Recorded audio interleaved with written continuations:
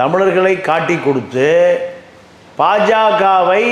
பாஜகவினுடைய இந்துத்துவ கொள்கைகளை தாழ்த்தப்பட்ட பிற்படுத்தப்பட்ட சிறுபான்மை மக்களுக்கு எதிரான அரசியலை பாதுகாப்பதற்காகத்தான் அண்ணாமலை முயற்சி செய்கிறார். இது ஒரு பெரிய திராவிட இயக்கங்களுக்கு ஒரு அதிர்ச்சி தான்.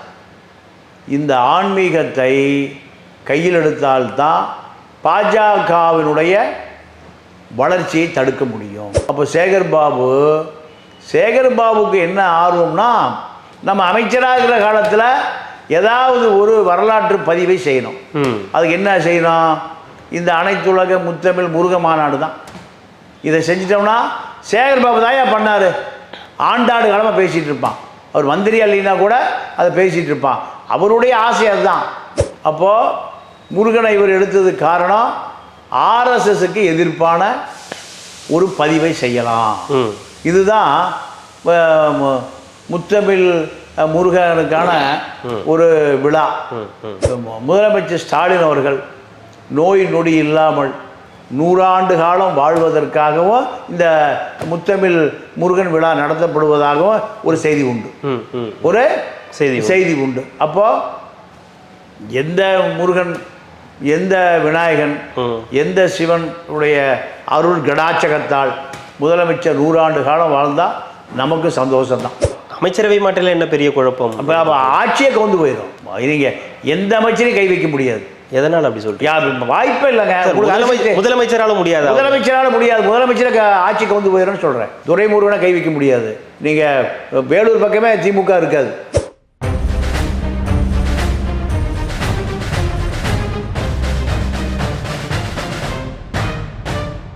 ரெட்ரோலோக்ஸ் நெஞ்சங்களுக்கு வணக்கம். நான் உங்கள் கார்த்திக். இன்றைய பொலிட்டிக்கல் பல்ஸ் நிகழ்ச்சியில் நம்முடைய இணைந்திருப்பவர் மூத்த பத்திரிகையாளர் திரு தமிழா பாண்டியன் அவர்கள். வணக்கம் சார். வணக்கம். இன்றைய தினம் காலையில் பார்த்தீங்கன்னா முதலமைச்சர் மு.க. ஸ்டாலின் அவர்கள் ஒரு உரை கொடுத்திருந்தார். எதற்காகனா அனைத்துலக முத்தமிழ் முருகன் மாநாடு அப்படின்னு சொல்லி சேகர்பாபு அவர்களின் ஏற்பாட்டால் இந்து அறநிலையத்துறை அவர்களின் செயல்பட்டால் ஒரு முருகன் மாநாடு ஒன்று நடக்க போகுது இந்த வருஷம் அப்படின்றதுக்கான ஆரம்ப வேலைகள்ல இருந்து எப்படி பார்க்குறீங்க? ஏன்னா திராவிட மாடல் ஆட்சி, தீக்காலிருந்து வந்த ஒரு கட்சி, இது அறநிலையத்துறையை சார்ந்த ஒரு இதுவாக இருந்தாலுமே கூட அந்த இதுக்கு ஒரு அமைச்சர் சேகர்பாபு அவர்கள் மூலியமாக ஒரு ஆன்மீக பயணம் அப்படின்றத எப்படி எடுத்துக்கலாம்? இது திமுகவில் எப்படி பேசப்படுது, மற்ற கட்சியினரால் இது எப்படி விமர்சிக்கப்படுது, மக்களால் இது எப்படி பார்க்கப்படுது? ஒரு மாற்றமாக பார்க்கப்படுதா, இல்லை வேற வழியே இல்லை, இவங்க ஆன்மீகத்தை கடவுள்களை இது பண்ணி தான் ஆகணுன்ற மாதிரியான பார்வை மக்கள் மீது வந்திருக்கு? ஏன்னா தமிழிசை சவுந்தரராஜன் அவர்கள் சொல்லும்போது இதுதான் சொல்கிறாங்க, இப்படிலாம் நீங்கள் வந்து தான் ஆகணும், ஒரு வழியே கிடையாது அப்படின்ற ஒரு விஷயத்தை வைக்கிறாங்க. நீங்கள் எப்படி பார்க்குறீங்க சார்? இல்லை, இந்த அனைத்துலக முத்தமிழ் முருகன் மாநாடு சொல்லுகிற செய்தி என்னென்னா, பாஜக ஆன்மீகம் வழியாக 11% வாக்கை வாங்கியிருக்கு. அவர்களுக்கு ராம ஜென்மர் பூமி மூலம்தான் ஆட்சியை பிடித்திருக்கு. இதுதான் பாஜகவனுடைய அரசியல். நீங்கள் ராம ஜென்மர் பூமி கட்டியே தீர்வோம். இதுதான் அத்வானி இந்தியாவை 2 முறை ரத யாத்திரை செய்தார். அதற்கு முன்பு முரளி மனோகர் ஜோஷி நீங்கள் ரத யாத்திரை. இப்படி இந்தியா முழுக்க இந்துக்களுடைய வாக்கு 38 கோடி வாக்குகளை முதல் முறை பெற்றுத்தான் மோடி ஆட்சிக்கு வந்தார். இவர்களுடைய அரசியல் களமே ஆன்மீக களம்தான். ஆர்எஸ்எஸ் பிஜேபியுடைய அரசியல் களமே. இப்போது தமிழ்நாட்டை பொறுத்தவரை 4% என்பது அனைவராலும் மிக எளிதாக பெறக்கூடிய வாக்கு வங்கி. கமல் கட்சி ஆரம்பித்தா 4% ஓட்டு போடுவான். சீமான் கட்சி ஆரம்பித்தா 4% போடுவான். நான் இந்தியனே இல்லை, நான் சிங்கப்பூர் குடிமகன் சொன்னேன், தினகரன் கட்சி ஆரம்பித்தா 4% போடுவான். இப்படி இந்த 4% என்பது இங்கே நிரந்தரமாக யாருக்கு வேணால் கிடைக்கும். ஆனால் இப்போ 4% இருந்த பாஜக 11% நோக்கி நகர்ந்துருச்சு. இதுதான் திமுகவை ஆன்மீகத்தின் பக்கம் திருப்ப வேண்டியதாய் போச்சு. அவங்க ஆன்மீகத்தை வச்சா 11% வாக்கு வங்கி வந்திருக்காங்க. வேறு வழியே இல்லை. இந்து அரசியல் தானே, இந்துத்துவ அரசியல் தானே, இந்துக்களின் ஓட்டுகள் தான். முஸ்லீம் ஓட்டு போட மாட்டான், கிறிஸ்தவர் ஓட்டு போட மாட்டான், அரசியல் தெரிஞ்ச ஓட்டு போட மாட்டான், தலித்து ஓட்டு போட மாட்டாங்க. யாருக்கு? பாஜக. எல்லாமே அத்தனையுமே வந்து பாஜகவுக்கு எதிரான முகாம். இப்போ மேட்டுக்குடி பார்ப்பனர்கள் ஆன்மீகத்தை முழுமையாக ஆதரிக்கிறவர்கள். இப்போது எனக்கு தெரிஞ்சு அண்ணாமலை வந்து பார்ப்பனர் அல்லாதவர். அண்ணாமலையை ஏன் பாஜகவை சேர்ந்த பார்ப்பனர்கள் ஆதரிக்கிறாங்கன்னா, பார்ப்பன சமூகத்தினுடைய பிரதிநிதிகளுக்காக குரல் கொடுக்கக்கூடிய கட்சி பாஜக. இந்த பாஜகவுக்கு அண்ணாமலை வந்திருக்காரு, நம்மளை பாதுகாக்க வந்திருக்காரு, தமிழர்களை காட்டி கொடுக்க வந்திருக்காரு. தமிழர்களை காட்டி கொடுத்து பாஜகவினுடைய இந்துத்துவா கொள்கைகளை தாழ்த்தப்பட்ட பிற்படுத்தப்பட்ட சிறுபான்மை மக்களுக்கு எதிரான அரசியலை பாதுகாப்பதற்காகத்தான் அண்ணாமலை முயற்சி செய்கிறார். இதை அந்த மக்களே சொல்கிறான். இதுதான் பாஜகவுக்கு ஆன்மீக வாக்குகள் உட்பட 11% வாக்கை வாங்கி கொடுத்துருக்கு. இது திமுகவுக்கு ஒரு பெரிய அதிர்ச்சி. திமுக அதிமுக ரெண்டுக்குமே. ஏன்னா இத்தனை ஆண்டு காலம் பாஜக திமுக அதிமுக மீது சவாரி செஞ்சுது. இப்போ என்ன நடக்குது? தனியாகவே அவங்க ஒரு கூட்டணி அமைக்கிறாங்க. ஒரு கூட்டணி தலைமை தாங்குகிற அளவுக்கு வளர்ந்துருக்கு. குறிப்பாக பாமகவை தன்னுடைய கூட்டணி கட்சியில் சேர்த்துக்குது. இதற்கு முன்பு நடந்த நாடாளுமன்ற தேர்தலில் மதிமுகவும் அதில் இருந்தது, விஜயகாந்த் அதில் இருந்தார். பாஜக கூட்டணியில் அத்தனை பேர் இருந்தாங்க. அப்போது இது ஒரு பெரிய திராவிடியர்களுக்கு ஒரு அதிர்ச்சி தான். இந்த ஆன்மீகத்தை கையில் எடுத்தால்தான் பாஜகவினுடைய வளர்ச்சியை தடுக்க முடியும். இதுக்காக கண்டுபிடிக்கப்பட்டவர் தான் அனைத்து உலக முத்தமிழ் முருகன் மாநாடு. இதை சேகர் பாபுட்ட கொடுத்துருக்காங்க. செயல்பாபுட்ட சேகர் பாபு என்ற செயல்பாபுட்ட கொடுத்துருக்காங்க. அப்படி தான் ஸ்டாலின் அவர். அதான் அப்போது கோயில் கும்பிடுறவரை எந்நேரம் கோயிலே இருக்கிறவர். ஆமாம், எந்நேரமே கோயிலை பார்த்துக்க தான் சொல்ல, கோயிலை பார்த்துக்குவார். ஆனால் கோயிலே இருக்கார், அவர் கோயிலே இருக்கார்.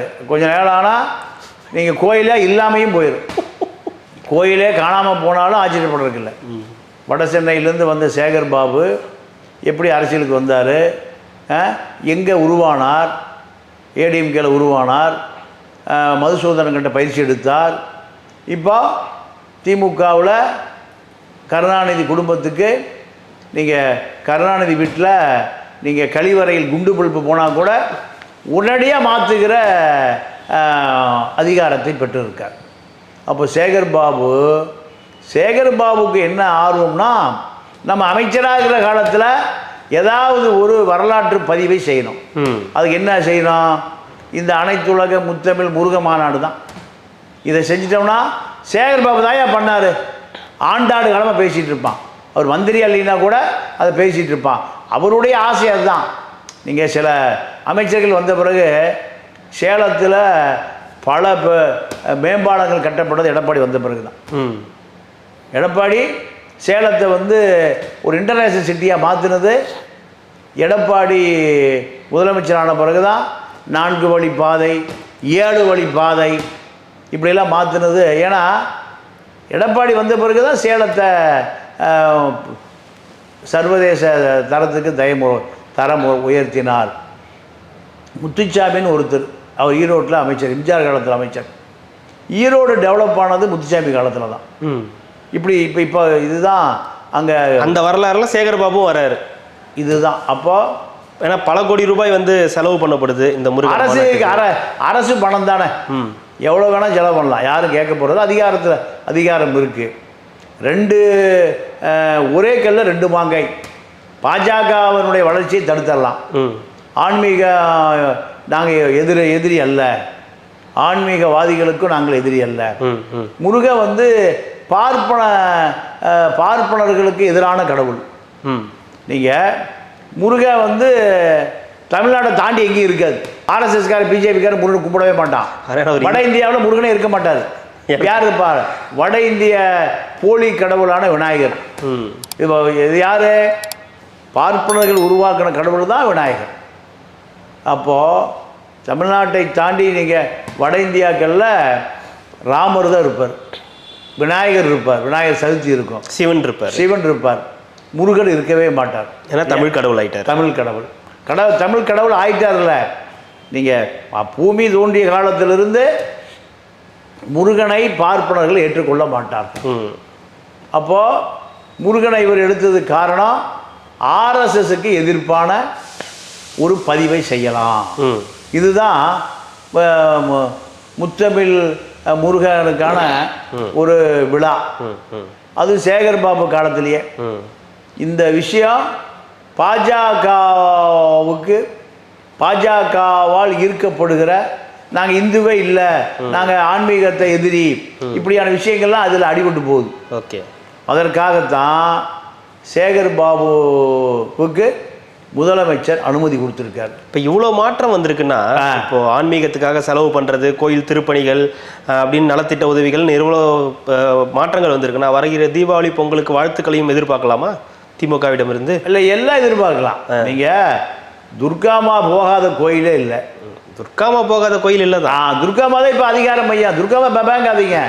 துர்காமா தான் இப்போ அரசியல் முடிவுகளை எடுக்கக்கூடிய பல முடிவுகள் துர்காமா வழியாக தான் வருது. என்ன முடிவுகள்? அவங்க அரசியல் முடிவுகள் பூராம. நீங்கள் ராஜாத்தி அம்மா காலத்தில்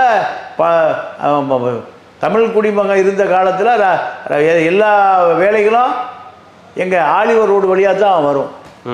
பல முடிவுகள் கருணாநிதி வழியாக தான் வரும். ராஜாத்தி அம்மா வழியாக தான் வரும். இதெல்லாம் காலங்காலமாக நடக்கிற விஷயம். அதிகார மையம் அங்கே தான். அதிகார மையம் அங்கே தான். கிச்சன் கேபினெட்டு எம்ஜிஆர் இருக்கிற காலத்தில் ஜானகி வழியாக தான் வரும். ஜெயலலிதா இருக்கிற காலத்தில் சசிகலா வழியாக தான் வரும். இதெல்லாம் அரசியல் தெரிந்தவர்களுக்கு தெரியும். அரசியல் தெரியாத மூடர்களுக்கு இதெல்லாம் தெரியாது. அரசியல் என்பது ஒரு பெரிய பகடக்காய், சோழி ஊட்டுவதை போல. அப்போது முதலமைச்சர் ஸ்டாலின் அவர்கள் நோய் நொடி இல்லாமல் 100 ஆண்டு காலம் வாழ்வதற்காகவும் இந்த முத்தமிழ் முருகன் விழா நடத்தப்படுவதாகவும் ஒரு செய்தி உண்டு. ஒரு செய்தி உண்டு. அப்போது எந்த முருகன், எந்த விநாயகன், எந்த சிவன் உடைய அருள் கடாச்சகத்தால் முதலமைச்சர் 100 ஆண்டு காலம் வாழ்ந்தால் நமக்கு சந்தோஷம்தான். முருகனால் 100 ஆண்டு காலம் வாழ வைக்க முடியும்னு சொன்னால் நாமளும் முருகனை வேண்டிக்குவோம். அவர் 100 ஆண்டு காலம் வாழ வைக்க வேண்டும் என்பதுதான் நம்முடைய கோரிக்கையும். இல்லை, இதில் இன்னொரு பக்கம் விஜய் அவர்கள் கட்சி கொடி அறிமுகப்படுத்தின அன்னைக்கு இன்னொரு பிரேக்கிங் நியூஸ் வந்துச்சு. தமிழக அமைச்சரவையில் பெரிய மாற்றம் நடக்க போகுது அப்படின்ற மாதிரி, அதில் மூத்த அமைச்சர்கள் கூட மாற்றப்படலாம் அப்படின்ற மாதிரியான செய்திகளும் நம்ம பார்த்தோம். அப்புறம் முதலமைச்சர் அப்படி ஒரு தகவலே எனக்கு வரலை அப்படின்றாங்க. சில மூத்த பத்திரிகையாளர் என்ன சொல்கிறாங்க, உதயநிதி ஒரு துணை முதலமைச்சர், துரைமுருகன் ஒரு துணை முதலமைச்சர் அப்படின்னும் சில மாற்றங்கள், பெரிய மாற்றங்கள் இருக்குது, குறிப்பாக செந்தில் பாலாஜி வெளியே வந்ததுக்கு அப்புறம் இந்த மாற்றங்கள் இருக்கும் அப்படின்னு சொல்லப்படுது. உண்மையிலே அந்த மாதிரி மாற்றங்கள் நடக்க போகுதா, இல்லை யாராலே பதவியாவது பறிக்கப்பட இருக்கா திமுக அமைச்சரவையில்? இல்லை, அந்த குழப்பத்துக்கெல்லாம் வாய்ப்பே இல்லை. எதனால் அப்படி சொல்கிறீங்க? ஏன்னா உதயநிதியை அடுத்தடுத்து அதிகாரத்தை நோக்கி நகர்த்த வேண்டியிருக்கு. அப்போது குழப்பம் இல்லாமல் நகர்த்தணும். குழப்பத்தோடு நகர்த்துறத எந்த முதலமைச்சர் விரும்புவாங்க? அமைச்சரவை மாற்றல என்ன பெரிய குழப்பம்? அப்போ ஆட்சியே கவுந்து போயிடும். நீங்கள் எந்த அமைச்சரையும் கை வைக்க முடியாது. எதனால் அப்படி சொல்றீங்க? வாய்ப்பே இல்லைங்க. முதலமைச்சரால முடியாது. முதலமைச்சரை ஆட்சி கவுந்து போயிடும்னு சொல்கிறேன். துரைமுருகனை கை வைக்க முடியாது. நீங்கள் வேலூர் பக்கமே திமுக இருக்காது. ராமதாஸ் துரைமுருகனுக்கு ஒரு துணை முதல்வர் பதவி கொடுத்துட்டு அந்த இதை பொறுப்பை வேற யார்ட்டையாவது கூட கொடுக்கலாம் இல்லையா? அப்போ துரைமுருகனுக்கு துணை முதல்வர் கொடுத்துட்டு வேலூர் போய் படுத்து சாப்பிட்டு தூங்க சொல்கிறீங்களா? இல்லை, வேற யாராவது துணை முதல்வரே வேண்டாங்க.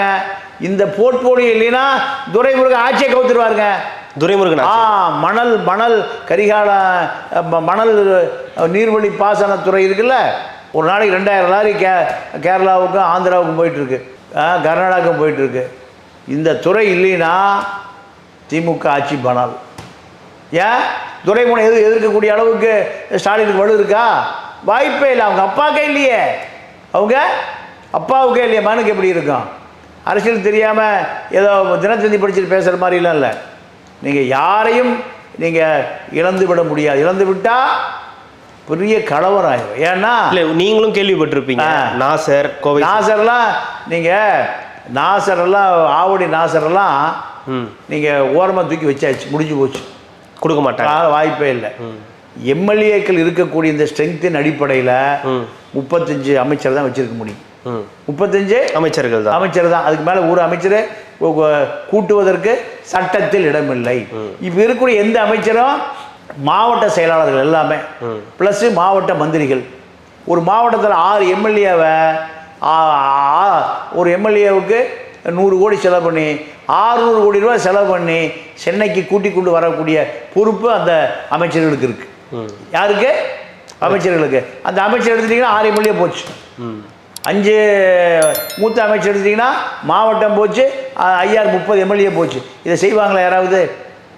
நீங்கள் சும்மா நாளாந்தர நிருபர்கள், அஞ்சாந்தர மலிவு விலை நிருபர்கள், இந்த கவர் வாங்குவான்ல 500 ரூபா 300 ரூபா, அவன் கொளுத்தி போட்ட செய்தியை தவிர அமைச்சரவை மாற்றம் என்பது கனவிலும் நடக்காது. அது நடக்கக்கூடாதுன்னு விரும்புகிறாங்களா? அது இப்படியே தான் மெயின்டைன் ஆகணும், உதயநிதிக்கு இப்படியே இதை மெயின்டைன் பண்ணி கொடுக்கணும்னு தான் விருப்பமா? இல்லை, அமைச்சரை மாற்றுறதுனா ஆட்சியை கவுச்சிட்டு உதயநிதி துணை முதலமைச்சர் ஆக்கலாமா? இல்லை, கருணாநிதி காலத்திலிருந்து குறுநில மன்னர்களாக இருக்கக்கூடிய மாவட்ட செயலாளர்களை நீக்கிட்டீங்கன்னா எல்லா மாவட்ட செயலரும் எதிராகிடுவான். யாருக்கு? திமுக. ஆட்சி அமைதியாக போகிறது சாதகமா?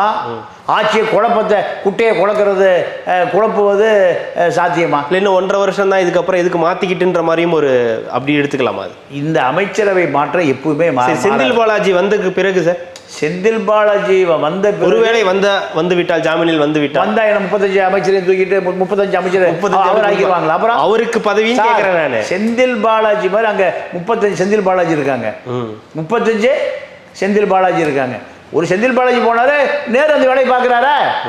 அதனால திமுக என்பது அப்போ அந்த செய்தி ஒரு போலி செய்தி தான், போலி செய்தி. அதில் 1% கூட உண்மை கிடையாது. அன்னைக்கு பிரேக்கிங் போட்டதுமே சும்மா தான் சார். நீங்கள் எந்த விதமான அரசியல் அறிவு இல்லாதவன் பூரா எங்கே உட்காந்துருக்கான்? நீங்கள் காட்சி கூடத்தில் உட்காந்துருக்கான். ஏதாவது டிஆர்பி ரேட்டிங் ஏற்றணும், அவ்வளோதான், போட்டு விட்டுறது, ஏதாவது போட்டு விட்றான்னு தவிர அதெல்லாம் வாய்ப்பே இல்லை. 100% அதற்கான வாய்ப்புகளே இல்லை. ஆட்சி அமைதியாக போயிட்டுருக்கு. அத்தனை பேரும் உதயநிதியை துணை முதலமைச்சராக ஏற்றுக்கொள்வதற்கு தயாராகிட்டாங்க. அப்படி இருக்கிற போது மீண்டும் குழப்புவதற்கு என்ன தேவை? நீங்கள் மனநோயாளிகள் பாதி பேர் பத்திரிகையாளர் இருக்கான், அதுக்கெல்லாம் வாய்ப்பே இல்லை. எந்த விதமான வாய்ப்பு? 100% வாய்ப்பு இல்லை. துணை முதலமைச்சராக ஏற்றுக்கிறது 35 அமைச்சர்களுமே தயாராகிட்டாங்க. ஏற்றுக்கொண்ட விஷயம் அது, நம்மளும் தான் ஏற்றுக்கிட்டோம். எல்லாம் மக்கள் 8 கோடி பேர் ஏற்றுக்கிட்டான். கண்டிப்பாக. மிக்க நன்றி சார். இவ்வளோ நேரம் உங்களுடைய நேரத்தை ஒதுக்கி எங்களுக்காக பல்வேறு தகவல்களை பகிர்ந்தமைக்கு ரெட்டர்லோக்ஸின் சார்பாக மிக்க நன்றி. நன்றி, வணக்கம்.